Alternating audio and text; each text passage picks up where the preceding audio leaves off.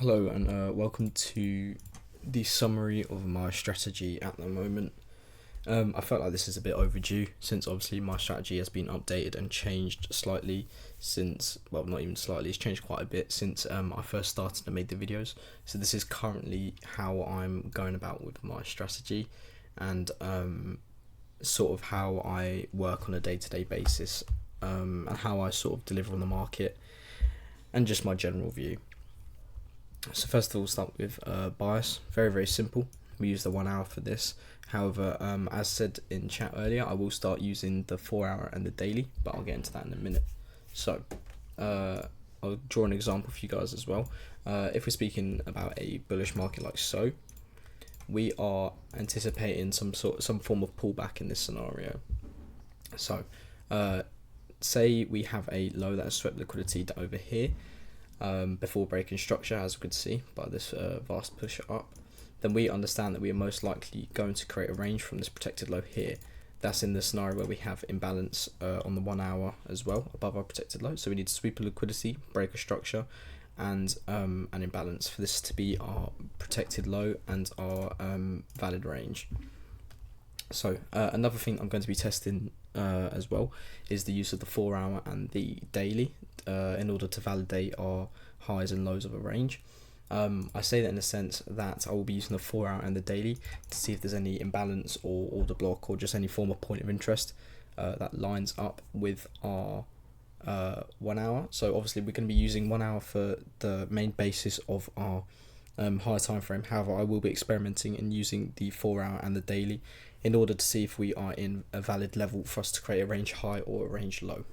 Like in this scenario, if we have a daily fair value gap or a 4 hour fair value gap, then I will be using this as a very valid point for us to then sell down.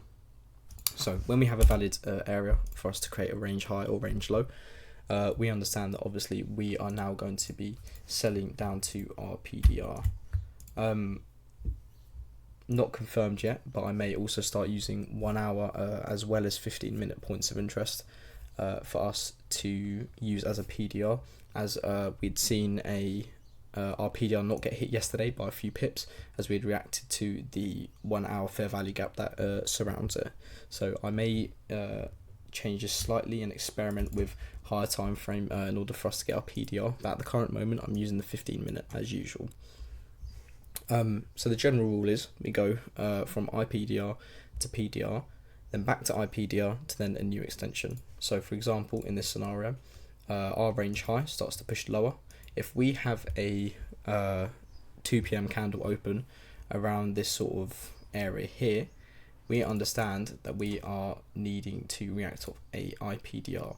And our IPDR is obviously once again 15-minute valid point of interest that we are looking to sell down from. So we understand we have just created a range high. Now we're going from IPDR down to PDR, which then say once again the 2 p.m. open is around this sort of area. We once again understand we are about to sell or buy to a IPDR for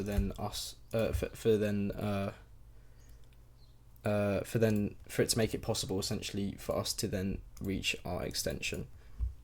So like I just explained there, we create the range high, we then go from IPDR, which is our internal premium discount reversal, we go from IPDR to our PDR, our premium discount reversal, and then back to our IPDR, and then creating a new extension, and obviously then we wait for a 4 hour or daily valid level for us to create a new range high if we have the breaker structure and such forth.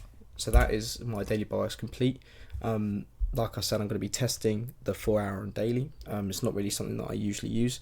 However, I thought that this video I might as well include it just in case it does end up being a good part to our strategy.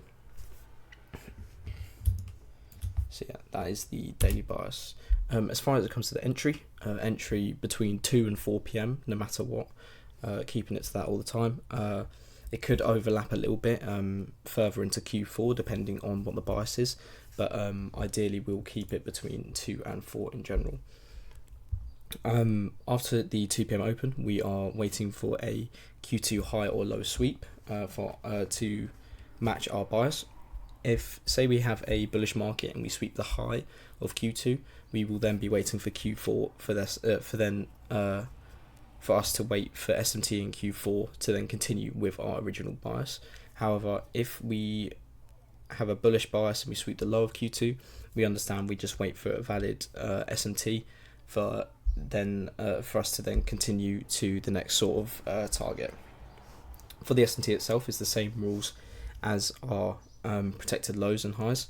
For the protected low, we need to sweep a form of liquidity, break structure. Fair value gap is not really necessary, however it would be a bonus if it's included. So we want to see a sweep of liquidity from a previous low of some form before breaking structure, and that is sort of the basis for our protected low here, before waiting for some form of SMT, or obviously if we respect it or hold it, it doesn't really matter. We're looking for SMT between DXY and EU, obviously to trade our main pair GU, but yeah, that's the sort of levels we're looking for SMT from. When I say a local level, we've sort of noticed that the further away it is, the less likely it's going to be valid. However, I like to stick to SMTs from lows and highs made after 2 p.m. So any high or low that is made after 2 p.m, I will happily look for SMT, and that includes a high or low made after 2 p.m. if we're trading in Q4. So if we're in Q4, even though there's a bit more space in between these sort of levels, that is still okay for me to sort of trade. And obviously, depending on what sort of level we're at currently, we'll base our target on that as well. So yeah, that's the current strategy that I am working with.